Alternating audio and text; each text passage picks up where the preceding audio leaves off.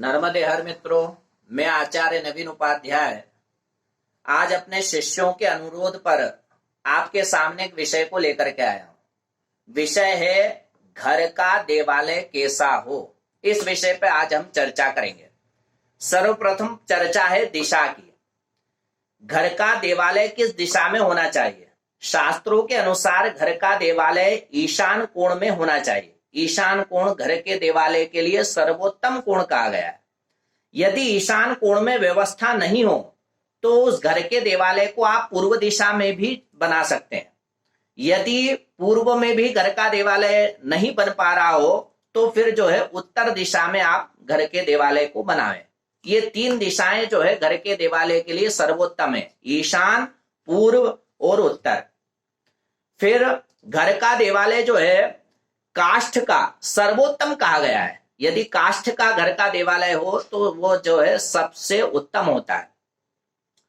घर के देवालय में ईशान कोण में एक जो है कलश जल से पूरित करके, जिस प्रकार से हम अन्यत्र पूजाओं में कलश की स्थापना करते हैं, उसी प्रकार जो है तांबे के कलश में जल भर करके उसमें पंचपल्लव, नारियल इत्यादि लगा करके नीचे धान्य रख करके उसको जो है ईशान कोण में मुहूर्त में स्थापित करें।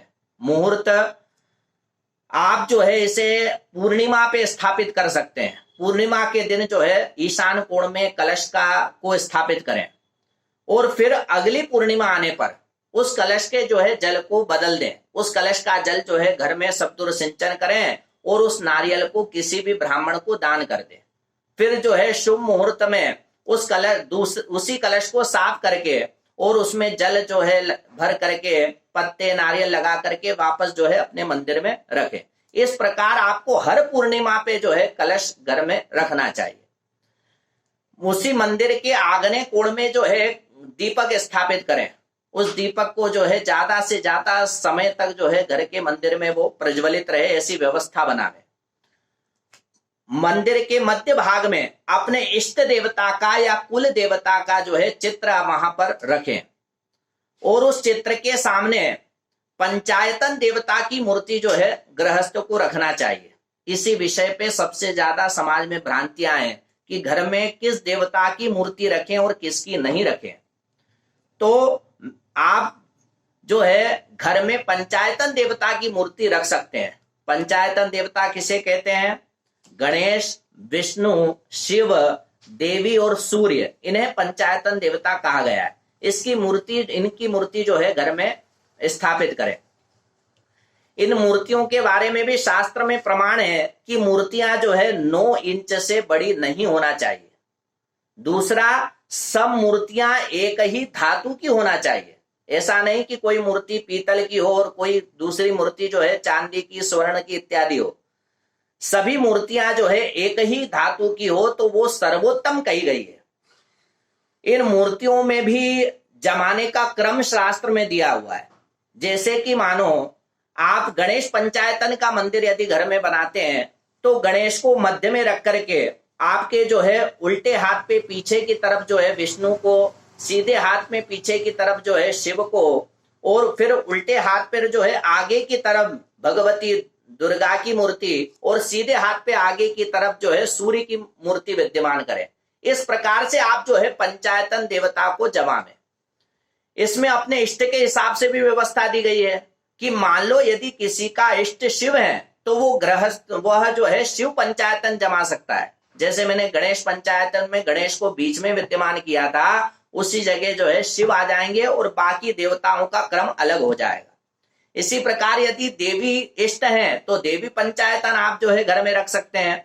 विष्णु पंचायतन बना करके रख सकते हैं। सूर्य इष्ट हैं तो सूर्य पंचायतन बना करके रख सकते हैं और उनका जो है उसी क्रम से नित्य प्रति जो है पूजन करना चाहिए। जो प्रधान देवता है उनका पूजन जो है सबसे पहले करते हुए और फिर जो है बाकी अन्यत्र देवताओं का पूजन करना चाहिए। यदि एक मैं आपको आज गणेश पंचायतन के विषय में बता देता हूं। मान लो आपने गणेश पंचायतन बनाए हैं तो उसका क्रम ऐसा रहेगा: गणेश, विष्णु, सूर्य, दुर्गा भ्यो नमः। मतलब सबसे पहले जो है गणेश का पूजन, फिर विष्णु का, शिव, फिर शिव का, फिर दुर्गा का, और फिर जो है सूर्य का पूजन। इस क्रम से जो है आप गणेश पंचायतन देवताओं का पूजन करें। पूजन की विधि भी शास्त्रों में 3 प्रकार के पूजन बताए गए हैं। भाई षोडशोपचार पूजन होता है, दशोपचार होता है और पंचोपचार पूजन होता है। यदि आपके पास समय है तो षोडशोपचार से पूजन करें, और यदि समय नहीं है तो केवल आप पंचोपचार से भी भगवान का पूजन कर सकते हैं। पंचोपचार किसे कहते हैं, छोटा विषय इसलिए मैं आपको बता देता हूं। पंचोपचार कहा जाता है गंध पुष्प धूप दीप नैवेद्य इति पंचोपचार।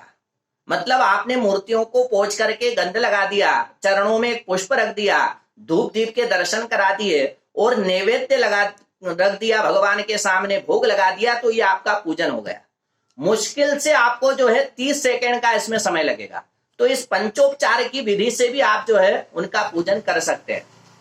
फिर इन्हीं मूर्तियों के सामने एक जल पात्र और एक भोजन पात्र जो है गृहस्थ को रखना चाहिए। हमेशा भगवान के सामने एक जल पात्र और एक भोजन पात्र रखें, नित्य प्रति भगवान को भोग लगावें।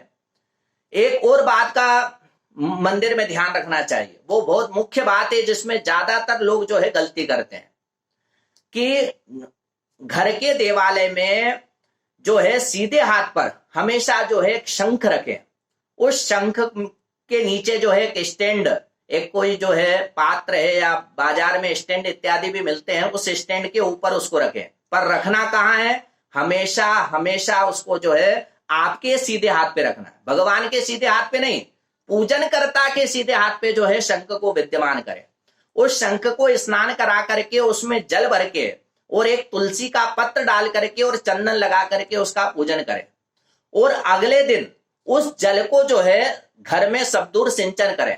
वास्तु के बड़े से बड़े दोष का भी जो है शंख के जल, यदि शंख का जल आप घर में सिंचन करते हैं तो वास्तु का बड़े से बड़ा दोष भी जो है खत्म हो जाता है। तो उस शंख को जो है सीधे हाथ पर आप रखें, और आपके उल्टे हाथ पर, वही पूजन कर्ता के उल्टे हाथ पर जो है गरुड़ घंटी रखना चाहिए। उस गरुड़ घंटी को भी स्नान नित्य प्रति करा करके उनको जो है चंदन पुष्प इत्यादि से जो है उनका पूजन करना चाहिए। इस प्रकार जो है पंचायतन देवताओं का पूजन गृहस्थ को करना चाहिए। मित्रों, इन पंचायतन देवताओं का संबंध होता है पंच महाभूतों से। ये जो हमारा शरीर है ये भी पंच महाभूतों से बना हुआ है, और ये जो पंचायतन देवता की व्यवस्था जो मैंने आपको बताई है, इनका संबंध भी पंच महाभूतों से होता है।